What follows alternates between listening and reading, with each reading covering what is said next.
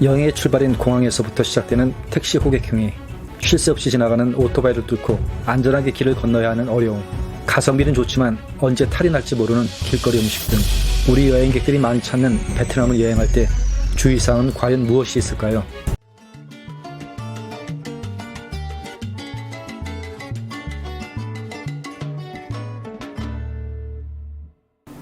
안녕하세요. 꼰술장입니다.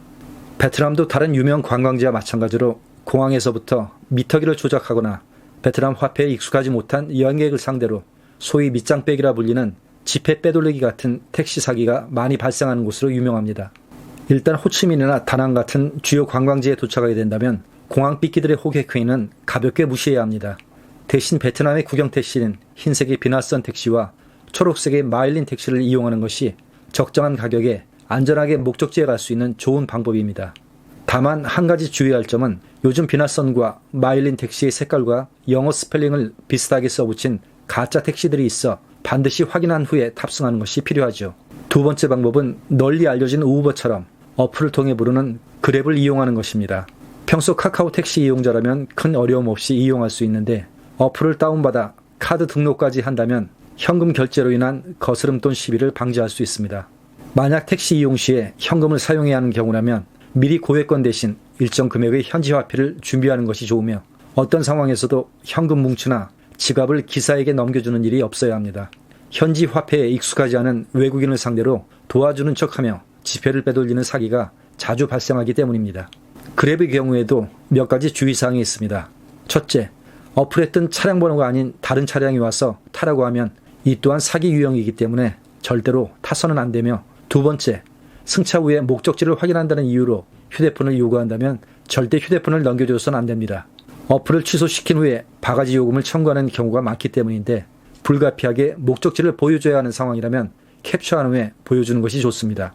세 번째는 목적지 도착 후에 저렴한 요금을 받겠다며 카톡을 알려주고 호출하라고 하는 경우가 있는데 그냥 무시하고 새롭게 어플을 통해 호출하는 것이 안전합니다.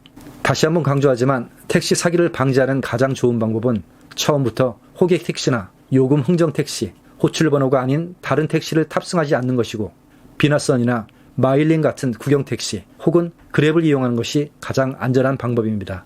혹시 현지에서 택시 요금 문제가 생겼을 경우에 현장에서 택시기사와 직접 시비하기보다는 차량 번호를 메모하거나 촬영한 후에 현지 공안, 경찰에 신고하여 해결하는 것이 보다 효과적일 수 있고, 그랩 이용 중에 분실이나 요금 문제가 발생하였다면 어플에 있는 헬프센터에 신고하여 해결할 수 있습니다. 베트남 또한 소매치기, 특히 오토바이 날치기가 자주 발생하는 지역입니다. 일반적인 소매치기 예방법처럼 사람들이 많이 모이는 곳에서는 되도록 백팩은 앞으로 매는 것이 좋고, 식당이나 카페에서 테이블 위에 소지품을 방치하지 않도록 하고, 특히 횡단보도나 길거리에서 휴대폰을 보거나 지갑을 손에 들고 다니는 것, 그리고 도로 쪽 어깨에 가방을 매는 행위는 오토바이 날치기범의 좋은 표적이 되기 때문에 미리 조심을 하는 것이 좋습니다. 베트남에 처음 방문한 여행객들이 가장 많이 당황하는 것이 바로 도로를 건널 때라고 합니다.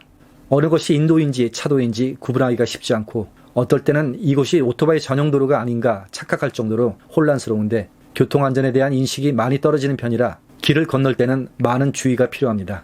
베트남 교민이 알려주는 팁에 의하면 길을 건널 때는 내가 오토바이를 피하는 것이 아니라 오토바이가 나를 피하도록 하는 것이 중요하고 중간에 멈추지 말고 너무 빠르지 않은 일정한 속도로 건너는 것이 중요하다고 합니다. 또한 여행 중에 현지인들처럼 오토바이를 대여하여 운전하는 여행객들이 간혹 있는데 베트남에서는 교통신호가 준수되지 않는 경우가 많고 대부분 도로에 중앙 분리대가 없어 중앙선을 침범하는 차량이 많아 교통사고가 다수 발생하고 있으니 가급적 현지에서의 운전은 자제하는 것이 필요합니다. 베트남은 오토바이 보험 가입률이 저조하고 보험에 가입되어 있더라도 사고 보상액이 적어 사고 발생 시에 보상받기가 어렵기 때문에 각종 교통사고에 대비하여 여행자 보험 가입은 필수입니다.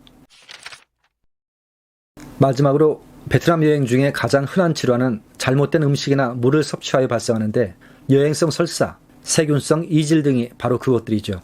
위생이 취약한 동남아 지역의 경우 길거리 음식을 조심해야 하는데 평소 배앓이를 자주 한다면 음식 섭취에 더욱 주의해야 합니다. 특별히 잘못된 음식을 먹은 것이 없는데 탈이 나는 경우는 대부분 물과 얼음이 그 원인일 가능성이 높습니다. 가성비가 높다는 이유로 위생 상태가 의심스러운 음식을 잘못 섭취한다면 여행 내내 낭패를 볼 수 있다는 점 기억하시기 바랍니다. 이 밖에도 베트남의 경우 특히 4월부터 10월까지 댕기열이 많이 발생하는데, 댕기열은 댕기 바이러스에 감염된 모기에 물려 발병하는 질병입니다. 댕기열이 잠복기가 평균 5일이나 7일이기 때문에 보통 귀국 후에 증상이 나타나는데, 잠복기가 지나면 발열기가 찾아와 심한 고열과 두통, 근육통 등 본격적인 증상이 나타나기 때문에 만약 귀국 후에 이상 증세가 있다면 즉시 병원을 찾는 것이 좋습니다.